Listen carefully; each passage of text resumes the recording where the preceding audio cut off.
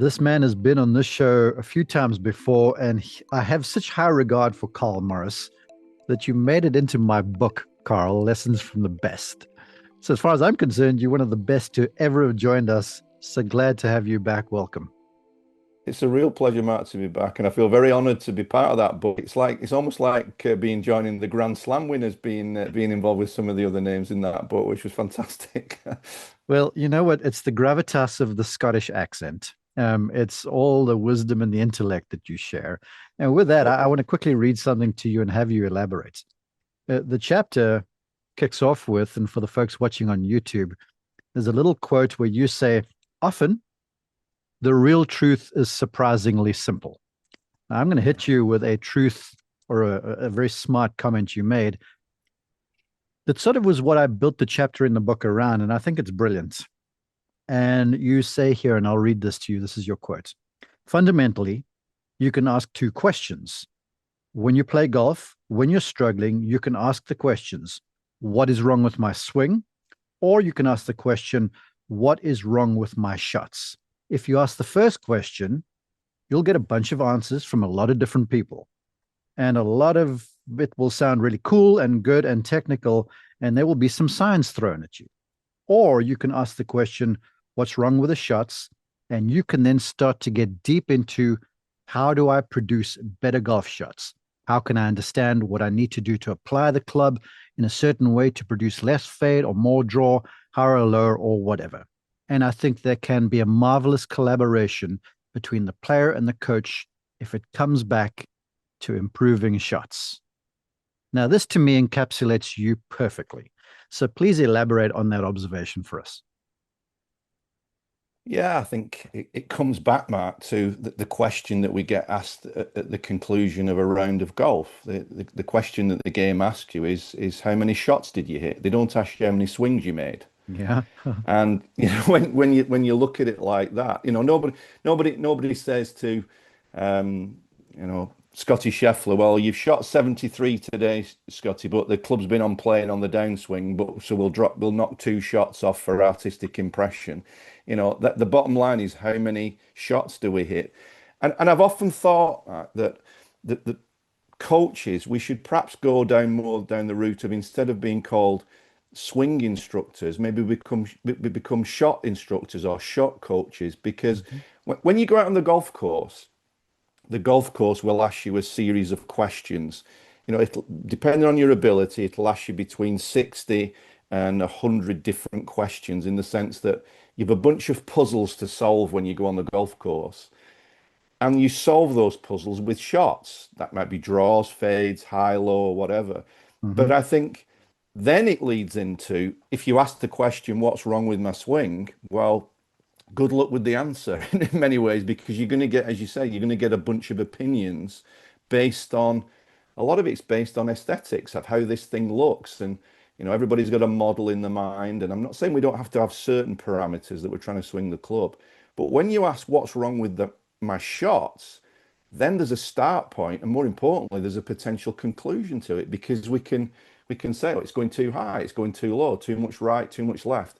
Then we can organize our training around impact conditions.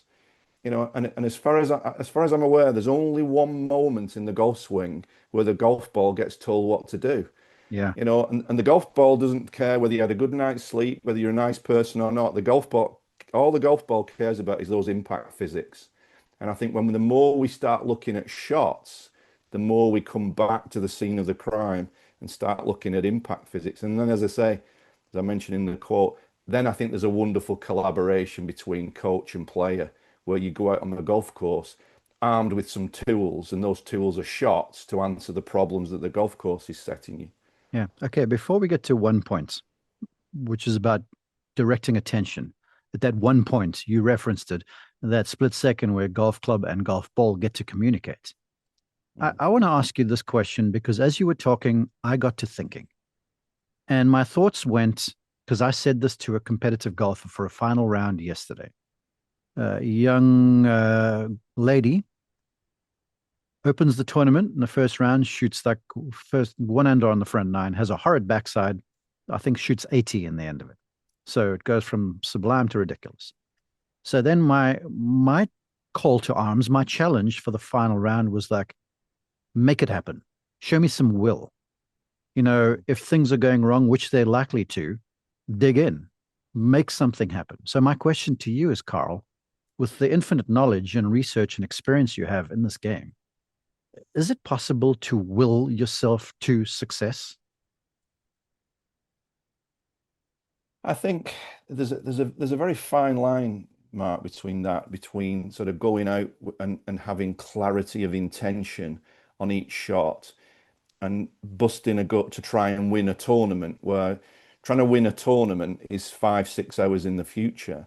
Mm-hmm. But understanding on every single shot, if you get really clear about what you're trying to do with the golf ball, I think the body's a genius, and the body's, product of a million years of evolution or more of moving objects to targets. And I think if we get really clear on the intention of the shot, we can then become a lot clearer about what movement needs to produce that particular shot. So not dodging the question. I think what you can do is go at any given time and ask yourself, am I really clear on my intention on every single shot? And if you're not, you're probably being dragged away in terms of a story about it's not your day or looks against you or whatever. You're being taken away from this particular task in this particular moment.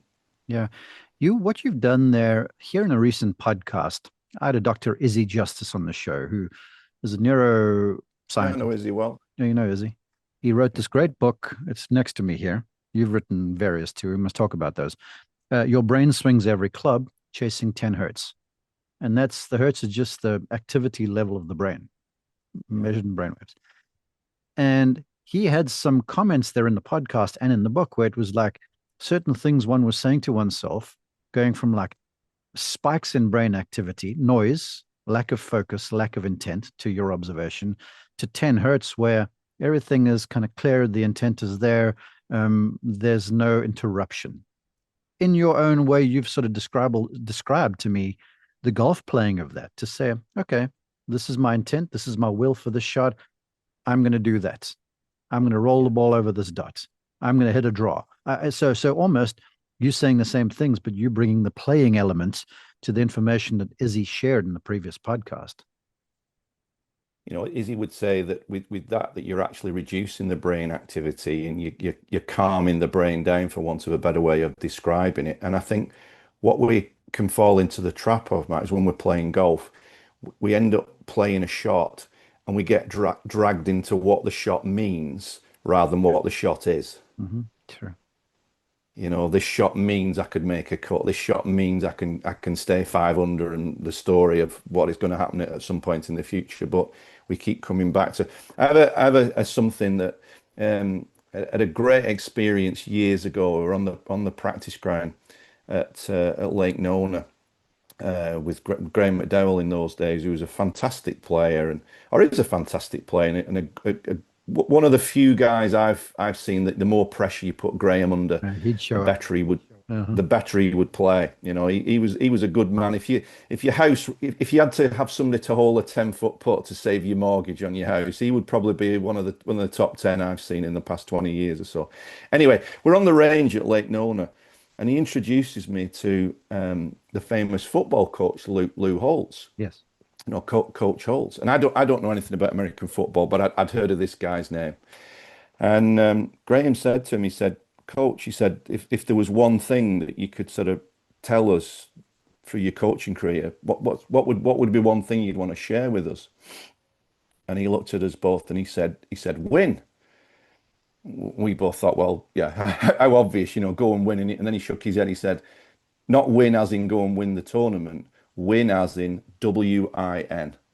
And WIN stands for what's important now. Yeah. And it's a wonderful way when you're in those situations on the golf course and you find yourself being dragged into stories of what this shot means. No, WIN. What's important now? This moment, the yardage, the shot, the wind. What am I trying to actually do with the golf ball? And I think little things like that can just drag us back into this cliche of the task or the shot at hand or one shot at a time. It's a capacity, Mark, that we need to look at as a skill to develop. Yeah, we're going to talk about that momentarily. That was the perfect segue, by the way. But before we do that, for the folks who have not heard the previous podcasts, either yours, The Mind Factor, or on here on the Mark, please tell us quickly about Karl Morris, how you came to where you are, please. Yeah, no, I've been very fortunate to have a career. I originally started out wanting to be a player and was pretty spectacularly unsuccessful in that. And went from that into conventional coaching. But all I ended up doing in the first couple of years, Matt, was just reinforcing what really hadn't helped me in terms I would get guys on the range just working on technique. They would hit it better on the range and then not be able to transfer it onto the golf course. And I just became as frustrated with my coaching as I had become with my own playing because that was my issue. I was phenomenal on the range. I won 3 British Opens on the range, but could never transfer it onto the golf course in the Mhm. same way. And it was then that I left the game for a few years, and I went and studied various things, NLP and hypnosis. And it was a kind of non-conventional, non-academic route. Spoke with a lot of people, spent some time with Fred Shoemaker in Southern California, and came back and then started with working with a couple of players. And one guy from the region that I'm in the northwest of England, a player called Philip Archer, who you've probably heard recently, who's been doing quite well in the seniors world. And Mhm. Phil had really struggled. He was the kind of pro-am king. He'd shoot 62s and 63s in pro-ams, but not really transfer it into 4 round tournaments. And anyway, we did a bit of work together. And Phil that year went to the tour school, shot 27 under par, got number two card for the European Tour as it was then. Got himself on tour, had a few great years out there, got in the Seve Trophy. And it was from that really then that was got lucky to work with players like Darren Clarke and Lee Westwood, Paul McGinley, Louis Oosthuizen won the Open, Charles Schwartzel. So, it was a serendipitous sort of journey of right time and right place, really. And 25 years later, we're still here trying to ask if not I've not got all the answers, but still trying to ask some decent questions. Well, golf is lucky to have you. To that, someone else who's been lucky to, you've worked with a number of leading golfers on the European Tour. The list is long. Um, but here of late, here in 2025, Ryan Fox has found a new rich vein of form. And I only came to realize this when he was in the throes of winning the RBC Canadian Open. And I think you reached out to me around the same time. Anyhow, something you've been working on, I guess, with Ryan as well. You call it 1 point, and to me, it's sort of it narrows everything we're talking about to that one split second where everything, the entire value of the golf shot is being defined. So describe 1 point to us, and let's dive into it, please. I think just to sort of set the scene for that, Mark, I've become more and more interested these last couple of years in the real distinction between a training mindset and a playing mindset. That, Yeah. yes, we need to go on the range and do some work with our coach and, develop better impact physics and all that kind of thing. And it sounds crazy and quirky, this, but in the last few years, I've even had players wearing different caps. They'll wear the red hat to be training, and then they'll wear the blue hat or whatever to Hmm. start to switch into a playing mindset. Yeah. The other metaphor that we use, you go from being the engineer to the driver. The engineer in Formula One would be checking everything in the engine, but the driver really only needs to focus on what's in front of him on Yeah. on the track. But anyway, it comes down to, and this was from a book, probably the most influential book that I've ever read, was a book called The Principles of Effortless Power. And it was written by a guy called Peter Ralston. And it's all about martial arts. It's not about golf, but everything in there is so relevant. And what Ralston talked about was, he said that they would train in the dojo, they would train in the gym, they would work on movement skills. Martial arts has got a lot to teach us, I think, in terms of developing movement skills in golf, because if you're trying to work on a new move in martial arts, you don't do it at full speed at first, Yeah. you do it slowly, you start to create awareness. But he then said, and this was the bit that sort of stuck with me, and he said that whenever he was going into a fight situation, he would settle his attention in what he called the 1 point. And for him in martial arts, he would focus his attention on the center part of his body, what they call the dantian or the hara in martial Mhm. arts. And he said that when he did that, when his attention was settled in the hara or the dantian, he said all movement would emerge and flow naturally as a result of the attention being settled. And this got me really curious about golf. And I thought, why the hell is it that we all struggle so much to take the range game to the golf course? It's kind of like the perennial problem, isn't it? The universal problem of the game. And kind of what I've looked at with this, and it's been clarified working with guys like Jim Waldron, is that when we look at the golf swing, it happens in 1.2 seconds or around about 1.2 Mhm. seconds, which is literally a click of the finger. Yeah. But those 1.2 seconds are an eternity for the mind, in the sense that, you'll have experienced this as a good player. I certainly experienced it. How many different things can we think of or focus our attention on in those 1.2 seconds? I mean, Hmm. it's unbelievable what can come into our head. But we don't see it as a capacity or as a skill. What can I focus my attention on in that 1.2 seconds that allows the skills that I have to emerge? And I think this is, for me, one of the next frontiers with coaching, is coaches help players become what I call an attention detective.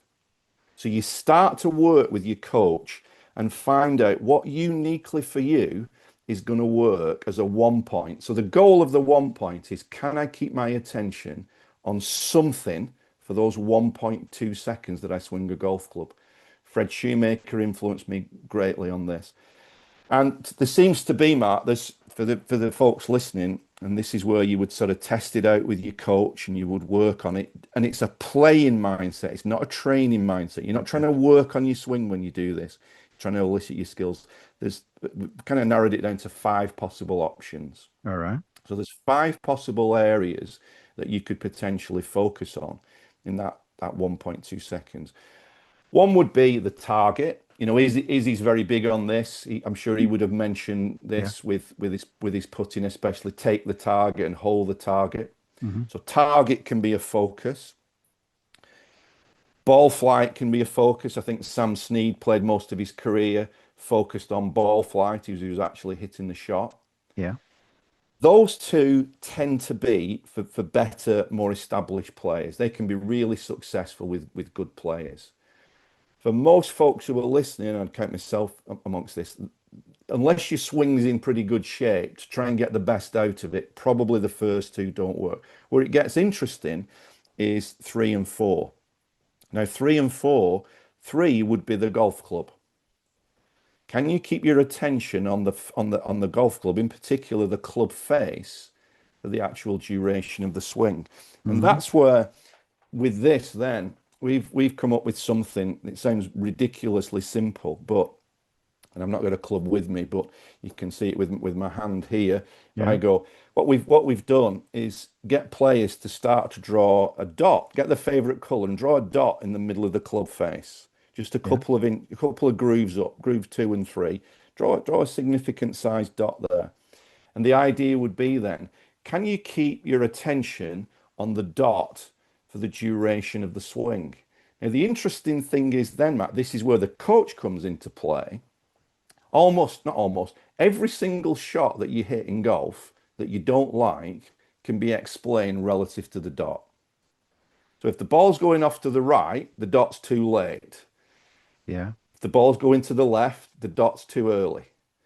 If you top it or thin it, the dot's too high. If you hit the ground first, the dot's coming in too low to the ground. The low point isn't far enough forward.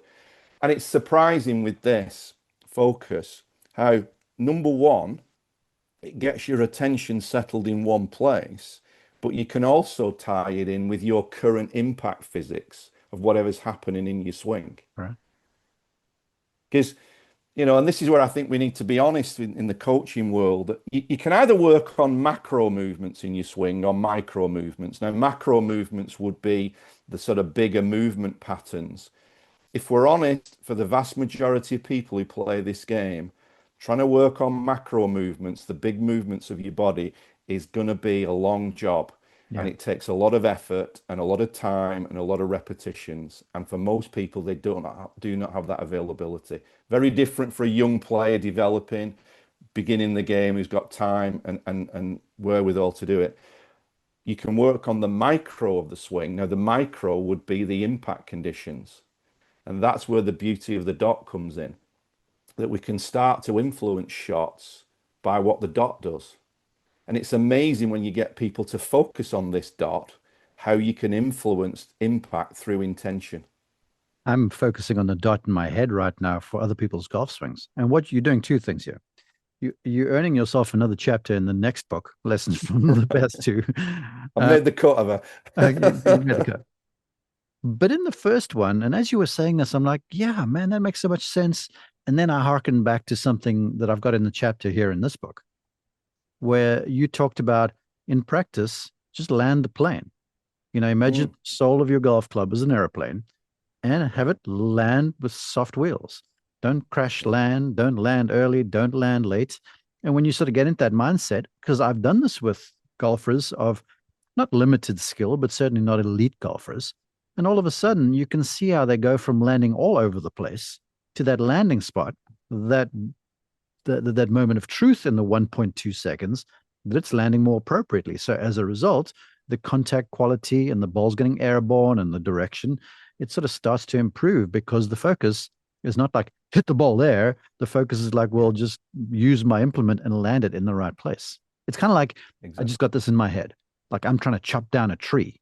I'm not just swinging haphazardly. I'm trying to hit in the same place a few times to get the tree knocked over as efficiently as possible. That's essentially what you described. We don't generally miss our teeth with a brush in the morning, do we? We most of us are reasonably capable at doing that. But that's the same principle, Mark, that with this focus, whether it's the dot or whether it's the landing of the plane, you're actually directing people how to use the implement, the tool in the hands. Yeah. How many things that we get these days that when you get a new phone, you get a user's manual, don't you? Whether we read it or not is another story, but we get a manual how to use things. Yeah. I've often thought, Gary Nicol was discussing this with the other day, a great coach up in Scotland. He said, why the hell don't golf clubs come with a user's manual? Because most folk are not really clear on how to use the implements. And when you get clarity on that, it's amazing how the body will organize around that clarity. And as you say, working on landing the plane, the sole of the club with chipping, you can start to see better technique emerging as a result of where the focus of attention is. Or you could go down the route of trying to get them to think about 15 different body parts, and good luck with that. What's your wrist flexion like? How's your Yeah, body pivot? yeah, Yeah. yeah. What's your trail arm doing and all this kind of stuff? Yeah, Well, you talk about Izzy and his noise and the brain spikes, in brain activity. All of those different things to have to try and organize. Where's your trail arm? Where's your wrist? Where's your body weight? All that sort of stuff. it's That noise. is a lot of noise that happens in just a short space of time. And good luck trying to pull that all off in the right order when you're under pressure. Because I'm amazed Yeah, too, and I know it, I knew it, but I see it more and more. Like here of late on the PGA Tour when we're broadcasting, there's been one or two of where shows where the blue chip guys are there. When CBS shows up on Saturday afternoon and cameras and stuff everywhere, they can handle the extra noise. But the guy who hasn't really been there, all of a yeah, sudden, just this hitting of a golf ball becomes entirely different because there's so much more focus. And they're like, cameras, I must be in contention. And just then the mind starts wandering. And then it's not like they disappear, but they just don't thrive like they were before we showed up. And that yeah. problem is rampant throughout the game. Throughout the Yeah. game. And there's everybody has an individual version of extra noise, don't they? It Yeah. could be that they go from playing with their friends to playing in a member guest or a monthly medal or whatever, and the noise increases. I think, to reinforce what Izzy has said, is that, we can develop the skill if we know where to put our attention. We can feel uncomfortable, but still put our attention. You can get a guy who feels a little bit of energy on the first tee that he would previously have called nervousness, but he could still, with that energy, he could still focus on the dot on the club. Mm-hmm. He could still, just for folks listening, Matt, just try this one because I first did this when I was out coaching in China with a bunch of young players. And I drew the dot on the middle of the club and I got them to draw a dot on the middle of the ball. And I said to them, okay, let's just test this. I want you to swing freely and see if you can join the dots. So they've got a dot on the club and a dot on the ball. And as stupidly simple as it sounds, I can close my eyes now and I can still hear the sound of some of those shots as these bullets exploded off the club face because they were making free movements, but their attention was in a critical spot, i.e., if you can get the dot on the club to match the dot on the ball, you're going to hit some pretty good shots. Mhm. You know, and for everybody, listening, at a visceral level, what do we love the feeling of more than anything else is smashing it out the middle of the golf club. If you did nothing other than spend a few weeks focusing on striking the thing at the middle of the club, I know that sounds oversimplistic for a lot of folk, but it's amazing how when you get certain elements of impact, if you get somebody to focus on hitting it out the middle of the golf club, it's amazing how that often organizes the face angle as well. It organizes the low point as well. Yeah, I've got to say this because, you talk about just go and focus for a couple of weeks on contact. And you're right. Everyone who is a fan of the show, or maybe they drive by and they come in here once in a while, or maybe they've just tuned in. They're like, I've heard this before. Spray the foot spray on the face, go and hit, but I'm seeing ball marks all over the show. But the point you make gets me to thinking because when they've got the spray on the face, they're just swinging. And then they look, it's like, Exactly. oh, shucks, I missed. Exactly. And oh, shucks, I Exactly. missed again. Oh, no, this Yeah. doesn't work. As opposed to going, let's apply one area of this club to another. I had a guy on here, you may be familiar with him. His name's Rob Hogan. He goes by Speed Golf Rob on Instagram. Right. A crazy Irishman. Um, and he talks to Marucci, who's giving these golf lessons Oh, to him I've in the middle seen of an him. Irish Seen hill. him. Yeah. Yeah. He's a Yeah. nutcase, but he's very, very smart. And the one tip we talked about where he said, if you had a flat stick and you were hitting a flat rock, you'd be hitting, swinging like this. You wouldn't be coming over the top or coming underneath. He goes, you'd be basically doing what you're saying. Put the flat edge on the flat edge. He goes, but you got a lofted club and a ball, and all of a sudden, there's all this other stuff on the go. Yeah. Yeah. The point you've made, though, is so important, Mark, that when you just spray the face, there's no real intention with that. Yeah. It's just kind of like saying it's like an X-ray. What the hell's going on? As opposed to when you put the dot there, now there is an intention. I want this dot here on the club face to meet the dot on the golf ball. And then, as I say, this principle that your body will organize around a clear intention. That's a very, very powerful thing to think about because that's how we've evolved as humans. We've evolved around movement evolved as a result of intention. I think tennis players, anyone who's got a bat and a ball to play sport, they could apply that lesson. And yeah, yeah, get this. Now I'm diving down the rabbit hole. Then you hear countless golfers when Joe Blow misses a strike. They're like, well, keep your head down. Because that's like Advil for the golf swing. So the poor individual's got their head looking at the ground like this. They sacrifice all movement and they're trying to somehow hit this thing as opposed to, man, if my head can move, if I'm connected to the dot on my club and I'm aware of where it is moving through space.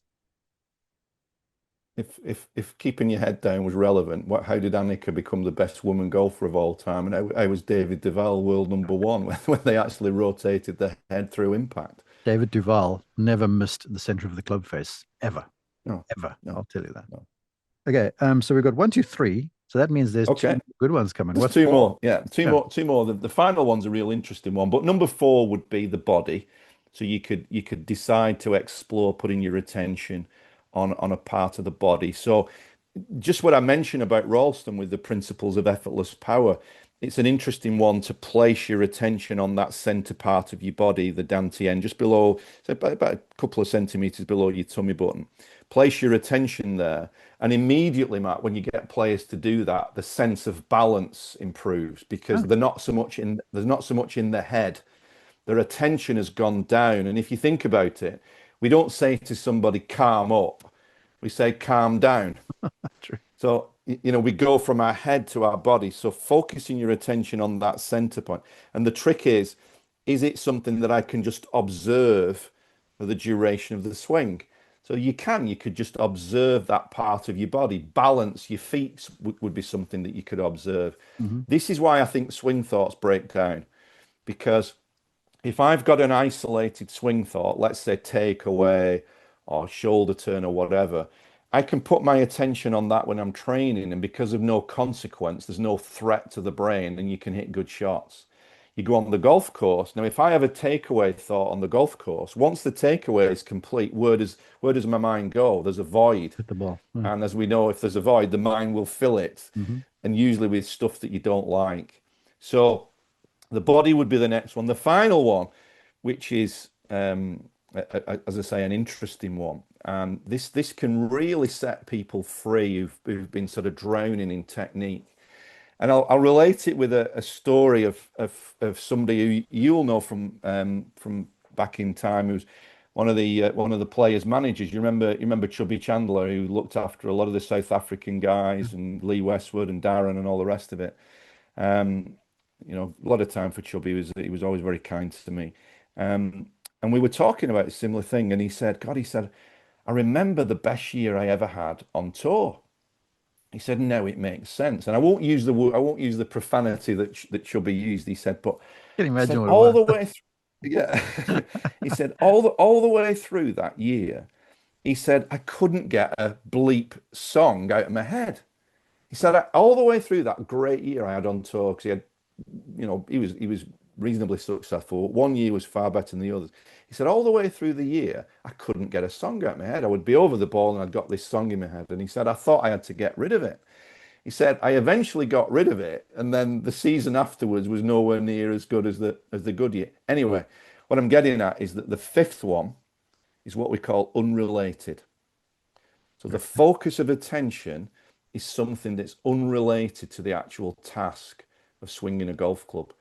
Tim Galway in the inner game back in the 70s, he had various exercises in terms of focus. One of the ones that he had was humming, so you would hum during the swing, which has got nothing to do with golf, but it's a focus of attention.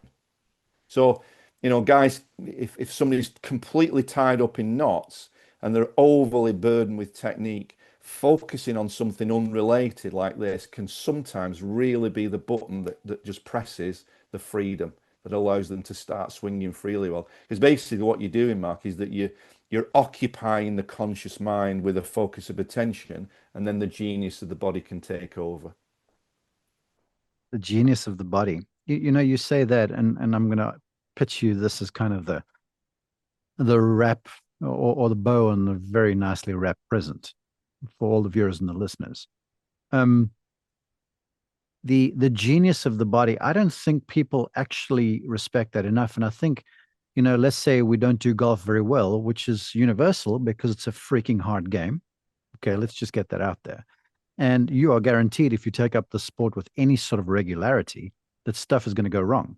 It'll go wrong and right in the same round if you just kind of stay on the wave, or when you fall over, get up and paddle again. But then we start to look at ourselves as to say, like, we can't do this. And there's the self-talk of like, I'm no good, and accept all the rest, as opposed to looking at it from your point to say, oh, my body has genius if I just know how to point it via my mind. Because everyone's hit those shots where they're like, what the hell, those shots that make you come back? And Yeah. sometimes they've come out of the middle of nowhere when you've been playing or swinging horribly. Well, I shouldn't even say swinging, playing horribly. And that is the genius of the body. But people look at that as the outlier as opposed to the common denominator that we just need to learn to unlock a little bit more. And I feel like what you're saying here is kind of the forefront of the movement. Yeah. And it's respecting the evolution that we've, as human beings, the things that we've done to be still be here, that the processes that the brain has acquired, as I say, to move objects to targets. Golf is no different. It's a very challenging version of that.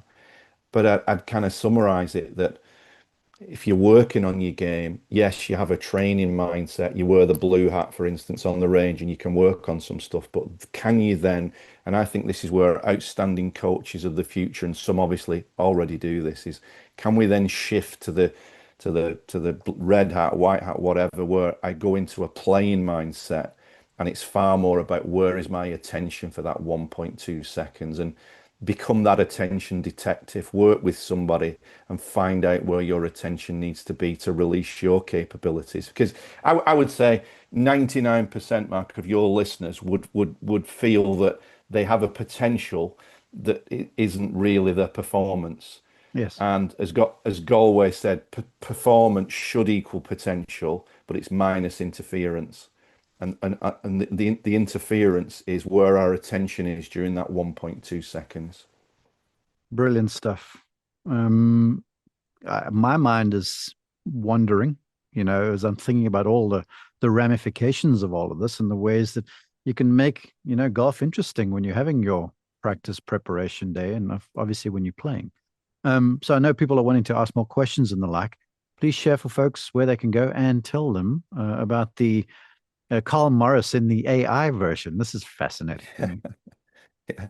So they can look me up. I'm not a massive social media guy, but if they go to their website, it's called the Mind Factor. But about 5 years ago, we developed an app called the Mind Caddy, which a lot of players started to use. And in the last 6 months, we've developed, and we think it's the first at the moment. I'm sure there'll be plenty of follow-up. But we think it's the first in this performance area. Is the AI Carl. So basically, everything that I've ever done, ever said, ever written has been fed into this AI system. And basically, with the app, you can ask it a personal question about your own game, and it will come up with an answer, and then it will ask you questions as well. And we've tested it. It's freaking me out when you do it. I've asked it questions, and it's come back, and I think, God, that's exactly what It's I actually would have quite fun. said. And the designer said, well, what did you expect? It's only been fed with your information. The worst bit was when my wife tested it, and she said that the AI version was better than the original. But that's another story. She said the AI actually, at least the AI started to ask her questions. It's you know what, you say that and you laugh. I mean, I laugh too, but it's like when I went about writing this book, because you sort of listen back to podcasts, but I wasn't really. There were so many, and then I start to reread the transcripts, and I was like, "Holy cow, this is a treasure trove of information." And AI is able to distill this stuff in the blink of an eye. So, what a sensational idea! Congratulations. Yeah. Yeah, no, we're really proud of it, and a number of players have started to use it, and with the best will in the world, I'm over in the UK. Not everybody's going to get a chance to sort of work with me personally or have the finances or whatever. But for less than the price of most golf lessons this year, you can get a 12-month subscription, and you've basically got the AI coach with you at all times. You can ask it about training programs and better ways to deal with whatever's happening on the golf course. Yeah, so it's called the Mind Caddy. You can test it out for free. You can go to the App Store or the website and just give it a run out. I think I'll be going there. Okay. Carl, thanks again. I appreciate you for everything you do for our industry. I appreciate you for the truth that you bring. And as you say, often the real truth is surprisingly simple. And you have a marvelous way of making complex things awfully simple and exciting. Because like going to work on your driver's speed, that's exciting. But working on the mental game, that's like sometimes it's daunting. Where do I Sometimes it start? just Yeah. seems boring, but it's Yeah. it's the genesis of everything. So thank you. Yeah, my pleasure, Mark. I always enjoy chatting with you. It's always a great conversation.